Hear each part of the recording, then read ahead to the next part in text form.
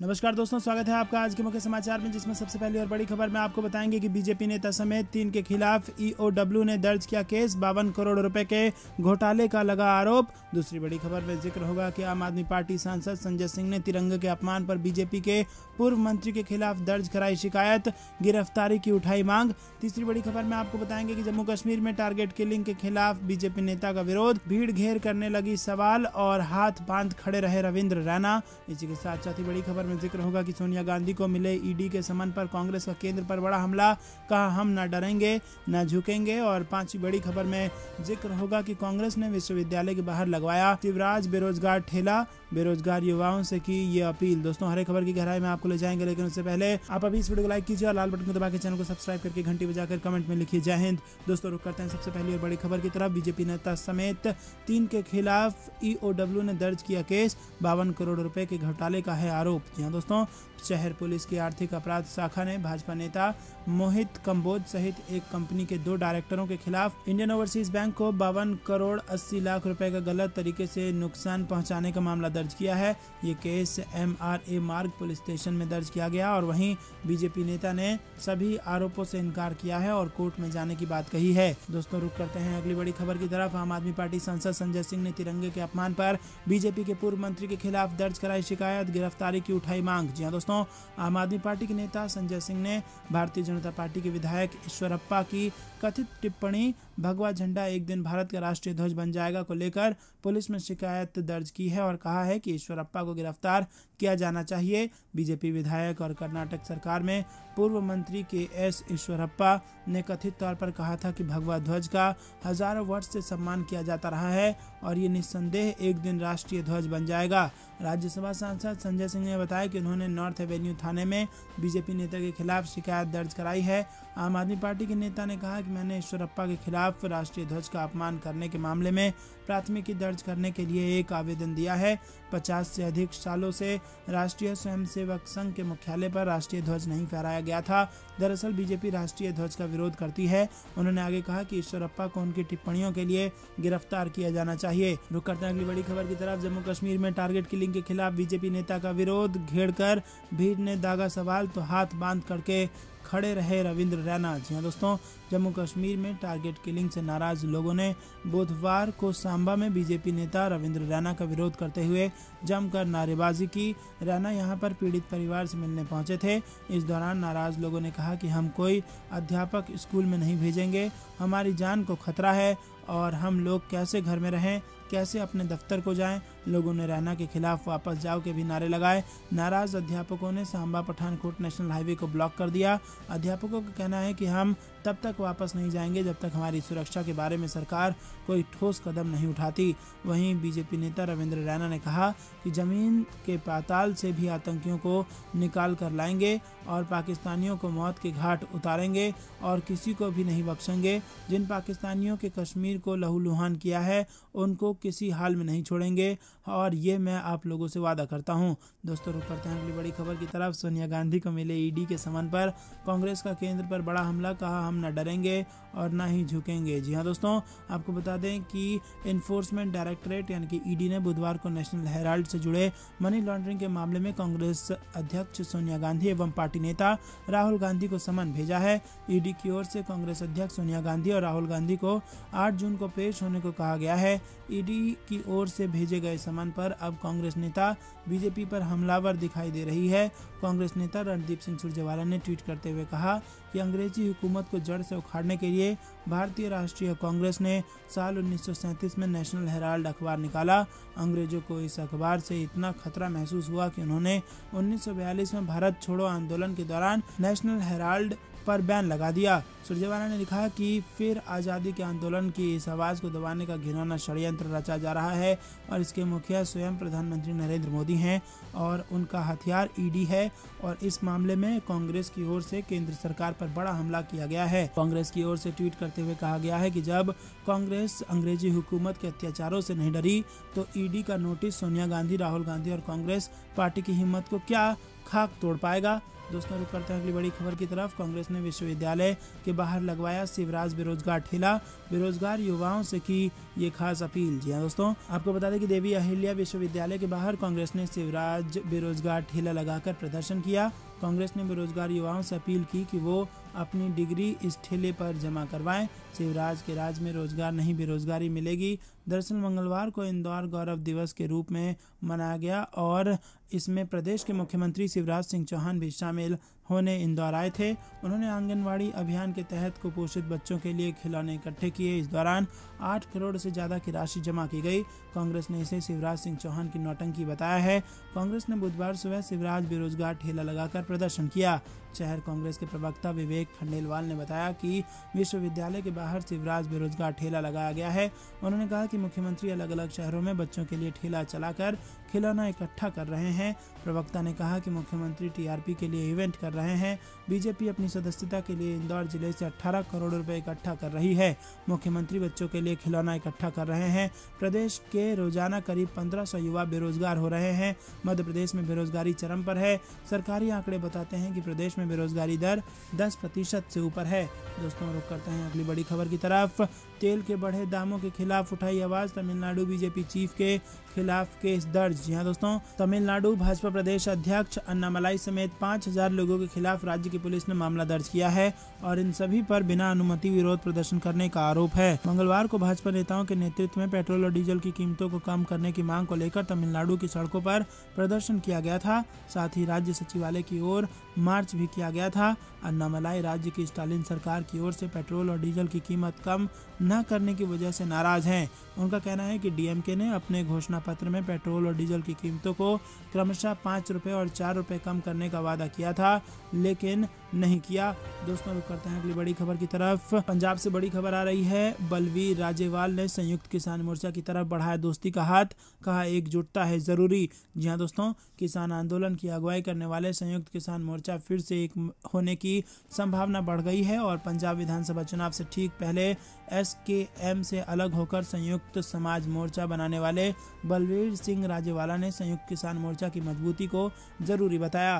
रुक करते हैं अगली बड़ी खबर की तरफ। हार्दिक पटेल के आने से कई भाजपा नेता नाराज, क्या भगवा दल में होगी 2 फूट। जी हाँ दोस्तों, हार्दिक पटेल गुरुवार को भाजपा की सदस्यता लेने वाले हैं और अब खबर है कि पटेल के आने से भाजपा नेताओं का एक वर्ग असंतोष प्रकट कर रहा है। नेताओं का कहना है कि हार्दिक पटेल ने भाजपा का बहुत नुकसान पहुंचाया है। पटेल ने मंगलवार को भाजपा में शामिल होने की घोषणा कर दी थी। हाल ही में उन्होंने ट्वीट करते हुए कांग्रेस की सदस्यता से इस्तीफा दिया था और अंतरिम अध्यक्ष सोनिया गांधी के नाम एक पत्र भी लिखा था। मीडिया रिपोर्ट के मुताबिक एक वरिष्ठ भाजपा पदाधिकारी ने बताया है कि हमें कांग्रेस नेताओं के भाजपा में आने से कोई आपत्ति नहीं है, मगर हार्दिक पटेल ने पार्टी को नुकसान पहुंचाया है। जमीनी स्तर के कार्यकर्ताओं से लेकर शीर्ष नेताओं तक ज्यादातर लोग उन्हें भाजपा में नहीं चाहते।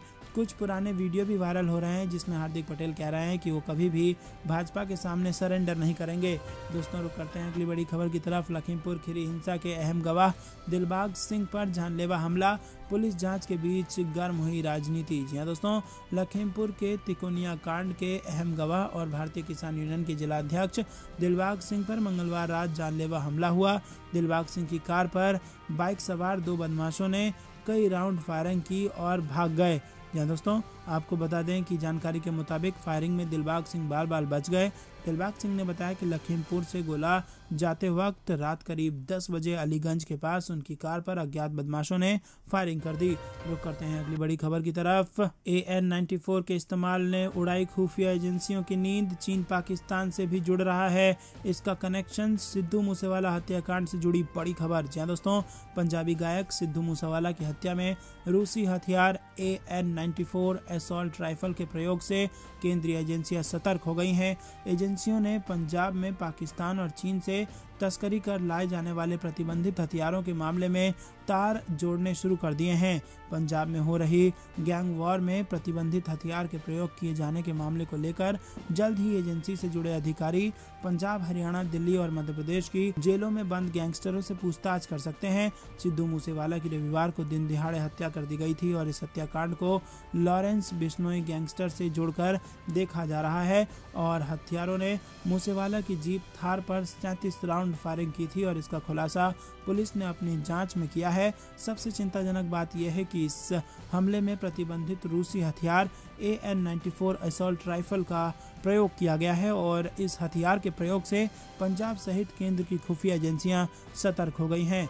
दोस्तों रुक करते हैं अगली बड़ी खबर। राहुल गांधी का बड़ा बयान, बोले देश कभी नहीं भूलेगा नोटबंदी का दर्द, पीएम मोदी के फैसलों को बताया तानाशाही कदम। जी हां दोस्तों, कांग्रेस के पूर्व अध्यक्ष राहुल गांधी ने प्रधानमंत्री नरेंद्र मोदी पर सीधा हमला करते हुए कहा कि वो जानबूझकर गलतियां करते हैं और उन्होंने नोटबंदी कर जो घाव दिए हैं देश की जनता चोट को भूली नहीं है। राहुल गांधी ने मंगलवार को यहां जारी एक बयान में कहा कि 8 नवंबर 2016 नोटबंदी के नाम पर देश को अचानक लाइन में लगा दिया गया। लोग अपना ही पैसा निकालने के लिए तरस गए। कई घरों में शादियां थी, बच्चों और बुजुर्गों के इलाज चल रहे थे, गर्भवती महिलाएं थी, लेकिन लोगों के पास पैसे नहीं थे। घंटों लाइन में लगने की वजह से कई लोगों की मृत्यु हो गई। राहुल गांधी ने कहा कि पीएम मोदी की इस नोटबंदी का देश को कोई फायदा नहीं हुआ। उन्होंने कहा कि 2022 में रिजर्व बैंक के हवाले से खबर आई है कि बैंक में पहुंचे 500 के 101.9% और 2000 के 54.16% से ज्यादा नोट नकली हैं। इस तरह से 2016 में जहां 18 lakh crore cash in circulation में था, वहीं आज 31 lakh crore cash in circulation में है। सवाल है कि आपके डिजिटल इंडिया, कैशलेस इंडिया का क्या हुआ? प्रधानमंत्री जी, नोटबंदी के वक्त मैंने कहा था कि ये राष्ट्रीय त्रासदी है, गलतफहमी में मत रहिए। दोस्तों रुक करते हैं अगली बड़ी खबर की तरफ। कुछ भी कर लो, ज्ञानव्यापी मस्जिद ही रहेगी। वीडियो लीक पर भड़के असदुद्दीन ओवैसी, 1991 के एक्ट को बनाया ढाल। जी हाँ दोस्तों, ज्ञानव्यापी मस्जिद में हुए सर्वे का वीडियो लीक होने को लेकर AIMIM चीफ असदुद्दीन ओवैसी ने आपत्ति जाहिर की है। उन्होंने इसे कोर्ट के आदेश की अवहेलना बताते हुए कहा है कि वीडियो फर्जी भी हो सकती है और सांसद ने कहा है कि यदि ये वीडियो सच भी है तो भी ज्ञानव्यापी मस्जिद थी, है और रहेगी। असदुद्दीन ओवैसी ने मंगलवार को प्रेस कॉन्फ्रेंस में कहा कि जो वीडियो मीडिया में चलाया जा रहा है वो बहुत बड़ी गलती कर रहे हैं। सुप्रीम कोर्ट में तो जजों ने कहा कि मीडिया को नहीं चलाना चाहिए, ये सेलेक्टिवली कौन दे रहा है? आप लीक कर लो, कुछ भी कर लो। 1991 का एक्ट है, एक्ट के मुताबिक 1947 में मस्जिद थी, मस्जिद है और रहेगी। और उन्होंने कांग्रेस पार्टी पर भी सवाल खड़े किए और पूछा कि पार्टी चुप क्यों है। तो दोस्तों, ज्ञानव्यापी मस्जिद मामले में बड़ा मोड़ आ चुका है और एक वीडियो लीक हुआ है, जिसके बाद अब इसको कोर्ट के आदेश की अवहेलना बता रहे हैं असदुद्दीन ओवैसी। क्या कुछ होता है खबर, आपको सब कुछ बताएंगे। रुक करते हैं अगली बड़ी खबर की तरफ। ये काला स्याही इस देश के किसानों की आवाज को नहीं दबा सकती, लड़ाई अंतिम सांस तक रहेगी जारी, राकेश टिकैत ने फिर भरी हुंकार। जी हाँ दोस्तों, आपको बता दें कि किसान आंदोलन के नेता राकेश टिकैत कर्नाटक की राजधानी के गांधी भवन में सोमवार को एक किसान संगठन द्वारा आयोजित कार्यक्रम के दौरान बदमाशों ने उन पर स्याही फेंक दी। पुलिस ने इस सिलसिले में 3 लोगों को गिरफ्तार किया और इसके बाद आयोजकों और बदमाशों ने एक दूसरे पर प्लास्टिक की कुर्सियां से हमला किया और टिकैत ने इस घटना के लिए स्थानीय पुलिस को जिम्मेदार ठहराया और आरोप लगाया कि उन पर हमला भारतीय जनता पार्टी नीति राज्य सरकार की मिलीभगत से किया गया था। किसान नेता ने सोमवार देर रात ट्वीट किया, काली स्याही और घातक हमले इस देश के किसानों, मजदूरों, दलितों, शोषितों, पिछड़ों और आदिवासियों की आवाज़ को दबा नहीं सकते, लड़ाई आखिरी सांस तक जारी रहेगी। वहीं दोस्तों, आपको बता दें कि कर्नाटक के गृह मंत्री आराग्या ज्ञानेंद्र ने इन आरोपों को खारिज किया है कि टिकैत को निशाना बनाने वाले लोग भाजपा से थे। उन्होंने कहा कि हम अधिकारियों के संपर्क में हैं, 3 लोगों को गिरफ्तार किया गया है और उनसे पूछताछ की जा रही है। दोस्तों रुक करते हैं अगली बड़ी खबर की तरफ। कांग्रेस ने नहीं करवाया विधायकों का कोई सर्वे, ये बीजेपी की चाल, कमलनाथ का बयान। जी हाँ दोस्तों, मध्य प्रदेश के भोपाल में PCC पहुंचे कमलनाथ ने शिवराज सरकार पर जमकर निशाना साधा। केस शिल्पियों के कार्यक्रम में शामिल होने PCC आए कमलनाथ ने CM शिवराज के PM मोदी में गांधी जी, सुभाष चंद्र बोस, सरदार पटेल दिखने वाले बयान पर कहा कि शिवराज का बस चले तो उन्हें PM मोदी में अमिताभ बच्चन भी दिखने लगे। बीजेपी माहिर है ध्यान भटकाने में। शिवराज महंगाई पर ध्यान नहीं देते और अब वो अगले 10 साल ठेला धकाएंगे। और कमलनाथ ने कहा कि मध्य प्रदेश में जनता ने हमारी सरकार बनाई, लेकिन सौदेबाजी से हमारी सरकार चली गई। मैं सौदेबाजी नहीं करता, मध्य प्रदेश की सूरत बदल गई। कोई प्रदेश में आने को तैयार नहीं, निवेश करने को तैयार नहीं। बेरोजगारी में नंबर 1, महिला अपराध में नंबर 1, प्रदेश खाद बीज के लिए किसानों को भटकना पड़ रहा है। दोस्तों रुक करते हैं अगली बड़ी खबर की तरफ। राज्यसभा चुनाव में 2 मंत्रियों को मोदी कैबिनेट से देना पड़ सकता है इस्तीफा। क्या है पूरा मामला, आपको बता दें दोस्तों कि 15 राज्यों के 57 राज्यसभा सांसद अगले 3 महीने में रिटायर हो रहे हैं और इन्हीं 57 सीटों पर 10 जून को चुनाव होने हैं और रिटायर होने वाले सांसदों में 4 केंद्र सरकार में मंत्री भी हैं। इनमें पीयूष गोयल, निर्मला सीतारमण, मुख्तार अब्बास नकवी और रामचंद्र प्रसाद सिंह यानी आरसीपी सिंह शामिल हैं। भाजपा ने पीयूष गोयल और निर्मला सीतारमण को फिर से प्रत्याशी बनाया है, लेकिन मुख्तार अब्बास नकवी को टिकट नहीं मिला है। दूसरी ओर जेडीयू के कोटे से केंद्र सरकार में मंत्री आरसीपी सिंह को भी उनकी पार्टी ने राज्यसभा नहीं भेजने का फैसला किया है। दोस्तों रुक करते हैं अगली बड़ी खबर की तरफ। राजस्थान राज्यसभा चुनाव, बीजेपी राजस्थान में हॉर्स ट्रेडिंग को बढ़ावा देना चाहती है, बोलो अशोक गहलोत। जी हाँ दोस्तों, राजस्थान के मुख्यमंत्री अशोक गहलोत ने बीजेपी पर हमला बोला है। गहलोत ने कहा कि बीजेपी राज्य में हॉर्स ट्रेडिंग को बढ़ावा देना चाहती है, कोई बिकने वाला नहीं है, इनकी पूरी पोल खुल जाएगी। सीएम ने कहा कि बीजेपी वाले भड़काने का काम करेंगे, ऑफर करेंगे, लोभ लालच देंगे। इसी के साथ उन्होंने आरोप लगाया कि बीजेपी प्रदेश का माहौल खराब करना चाहती है। दोस्तों रुक करते हैं अगली बड़ी खबर की तरफ। ममता बनर्जी ने केंद्र सरकार को बताया मिलावटी 2024 लोकसभा चुनाव को लेकर कही ये बड़ी बात। जी हाँ दोस्तों, पश्चिम बंगाल की मुख्यमंत्री और टीएमसी अध्यक्ष ममता बनर्जी ने बीजेपी पर तीखा हमला बोला है। मुख्यमंत्री ममता बनर्जी ने केंद्र की बीजेपी नीति सरकार को मिलावटी करार दिया है। पश्चिम बंगाल की मुख्यमंत्री ने मंगलवार को आरोप लगाया कि केंद्र सरकार नोटबंदी जैसे फैसलों के जरिए देश की अर्थव्यवस्था का गलत प्रबंधन कर रही है। साथ ही उन्होंने केंद्रीय एजेंसियों के दुरुपयोग का भी आरोप लगाया। पश्चिम बंगाल की मुख्यमंत्री ममता बनर्जी ने कहा कि केंद्र सरकार विपक्ष को चुप कराने के लिए केंद्रीय एजेंसियों का गलत इस्तेमाल कर रही है। सीएम ममता बनर्जी ने कहा कि देश की जनता केंद्र की जन विरोधी सरकार से अब तंग आ चुकी है। उन्होंने आगामी लोकसभा चुनाव में बीजेपी के सत्ता में लौटने पर भी प्रश्न चिन्ह लगाए। बंगाल की मुख्यमंत्री और टीएमसी प्रमुख ममता बनर्जी ने आगे कहा कि देश भर में बीजेपी के लिए नो एंट्री होगी। उन्होंने कहा कि आम जनता परेशान हो चुकी है। उन्होंने कहा कि मैं यह स्पष्ट कर दूं कि 2024 के लोकसभा चुनावों में बीजेपी को जाना होगा। बीजेपी के सत्ता में लौटने की कोई संभावना नहीं है।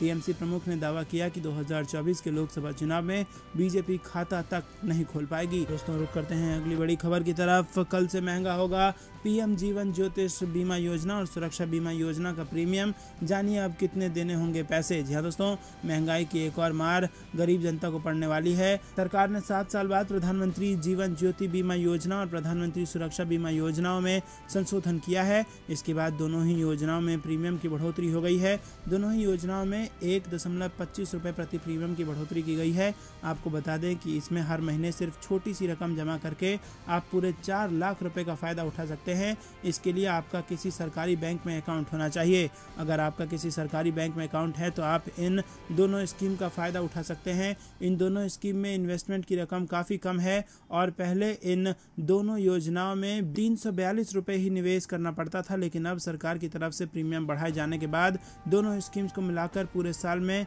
456 रुपये जमा करना होगा। तो दोस्तों आपको बता दें कि ये 2 योजनाएं जो लोगों को मिलती हैं उनमें अब प्रीमियम का रेट बढ़ गया है। रुक करते हैं अगली बार। दरअसल दोस्तों, दिल्ली के हेल्थ मिनिस्टर सत्येंद्र जैन गिरफ्तार कर लिए गए हैं और हवाला केस में केजरीवाल के मंत्री पर ईडी ने ये बड़ा एक्शन लिया है। बड़ा झटका केजरीवाल सरकार को दिल्ली में लगा है। फर्जी कंपनियों के जरिए लेन देन करने का सत्येंद्र जैन पर आरोप है और जानकारी के मुताबिक जैन को पहले हिरासत में लिया गया था और ईडी ने पहले उनसे पूछताछ की और फिर गिरफ्तार कर लिया। बता दें कि सत्येंद्र जैन केजरीवाल सरकार का प्रमुख चेहरा है। हाल ही में ईडी ने मनी लॉन्ड्रिंग मामले में कार्रवाई करते हुए उनके परिवार से जुड़ी संपत्ति कुर्क की थी। जैन की गिरफ्तारी के बाद आम आदमी पार्टी के पूर्व नेता और कवि कुमार विश्वास ने तंज कसते हुए ट्विटर पर लिखा कि ये केस जब पहली बार आया था तो मैंने भरी पीएसी में सत्येंद्र जैन से जवाब मांगा था। दोस्तों रुक करते हैं अगली बड़ी खबर की तरफ। धर्म हमारे भावनाओं की बात है, मुझे प्रमाण देने की जरूरत नहीं, हिंदुत्व की सियासत पर कमलनाथ ने किया पलटवार। जहाँ दोस्तों, मध्य प्रदेश में हिंदुत्व के मुद्दे पर बीजेपी और कांग्रेस के नेता एक बार फिर आमने सामने हैं। पूर्व मुख्यमंत्री और प्रदेश कांग्रेस अध्यक्ष कमलनाथ ने एक कार्यक्रम में कहा था कि मैं गर्व से कह रहा हूँ कि मैं हिंदू हूं लेकिन बेवकूफ़ नहीं हूं। कमलनाथ के इस बयान पर बीजेपी नेताओं ने निशाना साधना शुरू कर दिया है, जिसके बाद अब कमलनाथ ने इसी मुद्दे पर पलटवार किया है। जी हाँ दोस्तों, आपको बता दें कि मध्य प्रदेश का चुनाव निकट है और ऐसे में कमलनाथ लगातार भाजपा पर हमलावर हैं। बीजेपी के आरोपों पर कमलनाथ ने पलटवार करते हुए कहा कि मुझे प्रमाण देने की जरूरत नहीं है। मैंने कई साल पहले मध्य प्रदेश का सबसे बड़े हनुमान मंदिर बनाया था और मैंने कभी इस पर राजनीति नहीं की। मुझे कोई प्रमाण देने की कोई जरूरत नहीं है। भाजपा धर्म को राजनीतिक मंच पर लाना चाहती है, यही भाजपा की रणनीति है। धर्म हमारे भावनाओं की बात है, हमारे परिवार की बात है, राजनीति की बात नहीं है। दरअसल कमलनाथ ने प्रदेश कांग्रेस कार्यालय में आयोजित हुए एक कार्यक्रम में कहा था कि मैं गर्व से कह रहा हूं कि मैं हिंदू हूं लेकिन बेवकूफ़ नहीं हूं। हर जगह विवाद हो रहा है। अब भाषा विवाद तमिलनाडु में शुरू हो गया है। कमलनाथ ने आरोप लगाया कि पंचायत चुनाव में सरकार ने अन्य पिछड़ा वर्ग के साथ अन्याय किया है। अन्य पिछड़ा वर्ग को मुश्किल से 9-10% आरक्षण मिलता हुआ दिखाई दे रहा है। वहीं कमलनाथ के बयान पर सीएम शिवराज ने निशाना साधा था। कमलनाथ ने अपने आप को हिंदू कहने पर सीएम शिवराज सिंह ने कहा कि कमलनाथ को अब हिंदू याद आ रहे हैं। तो दोस्तों, ये थी दिन भर कुछ बेहतरीन और बड़ी खबरें। तक बने रहने के लिए बहुत बहुत धन्यवाद। देख रहे थे आपका अपना चैनल जय हिंद जय भारत।